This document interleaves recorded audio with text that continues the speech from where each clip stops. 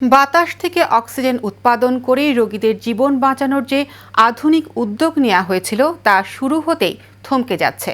অর্থ সংকটের কারণে শুরুর 1 মাসের মধ্যে বন্ধ হয়ে যাওয়ার পথে হাসপাতালের পিএসআই অক্সিজেন প্ল্যান্ট।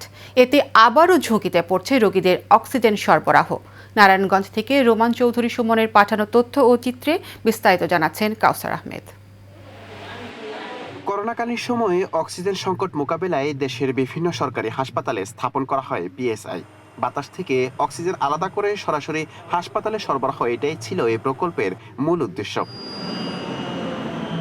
কিন্তু বাস্তব চিত্র এখন ভিন্ন। চালুর মাত্র 1 মাসের মধ্যেই অর্থের অভাবে বন্ধ হয়ে যাচ্ছে এই প্ল্যান্ট। বিদ্যুৎ বিল পরিশোধ, যন্ত্রাংশ মেরামত, অর্থের সংস্থান কিছুটা হলেও টেকনিশিয়ান বেতন ভাতা খরচ গ্রহণ করতে না পেরে প্ল্যান্ট এখন বন্ধের পথে। আমরা এই প্ল্যান্ট থেকে এখন পর্যন্ত এই হাসপাতালে 185 কর্মঘণ্টার অক্সিজেন সাপ্লাই দিয়েছি।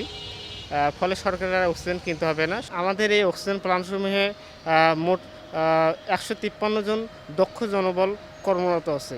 এই 153 জন দক্ষ জনবলের জীবন এখন অনিশ্চয়তার মধ্যে পড়ে গেছে। আমাদের বিষয়ে একটা শঙ্কা তৈরি হয়েছে, সেটা হচ্ছে আমাদের মেয়াদ অতি শীঘ্রই শেষ হয়ে যাবে।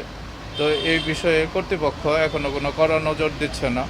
তো আকুল আবেদন থাকবে যে কর্তৃপক্ষের আমাদের এই উন্নত ধরনের প্রশিক্ষণ যেন আমরা সঠিক কাজে লাগাইতে পারি, এই বিষয়ে দ্রুত সিদ্ধান্ত গ্রহণ করার জন্য। এদিকে রোগীদের স্বজনরা জানান, পিএসআই প্ল্যান্ট বন্ধ থাকলে আবারও ভরসা করতে হবে উচ্চ দামে কেনা অক্সিজেন সিলিন্ডারের উপর। বিভিন্ন আন্তর্জাতিক দাতা সংস্থার মাধ্যমে যে প্ল্যান্টগুলি হয়েছে, এখন যদি কোনো কারণে এগুলি বন্ধ হয়ে যায় তাহলে মানুষ ভোগান্তিতে পড়বে। আমাদের অভিভাবকবৃন্দর দাবি একটাই, যে যেখানে আমরা অল্প খরচে ফ্রি পাচ্ছি সেখানে আমরা কেন ক্রয় করব, এবং এটার জন্য যাতে এই প্ল্যানটা কন্টিনিউ থাকে, এটা যাতে বন্ধ না হয় সেজন্য আমরা কর্তৃপক্ষের কাছে বিশেষ অনুরোধ জানাচ্ছি।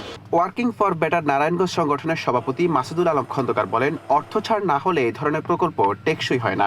অনেক প্রজেক্টেই দেখি আমরা যে 1 দফা 2 দফা প্রজেক্টে থাকার পরে আর থাকে না। তো এই ক্ষেত্রে যেন 6 মাস পরে বন্ধ না হয়ে যায়, এবং আমাদের দাবি থাকবে যে কোনো উপায় আমাদের এই বাতাস এবং পানির মাধ্যমে যে ফ্রি অক্সিজেন তৈরি হচ্ছে, এই অক্সিজেন সেবাটা আমরা পেতে পারি, প্রজেক্টটা যেন চলমান থাকে।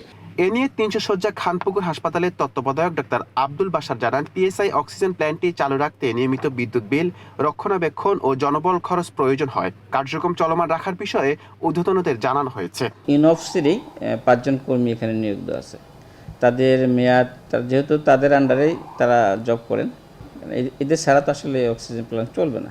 যদি বাংলাদেশ সরকারের এই লাইনের এক্সপার্ট লোড এখানে নিয়োগ দেওয়া হয়নি, যেহেতু নিয়োগ দেওয়া হয়নি তাদের মাধ্যমে এটা চলবে, আর এই প্ল্যান্ট বন্ধ হবে না।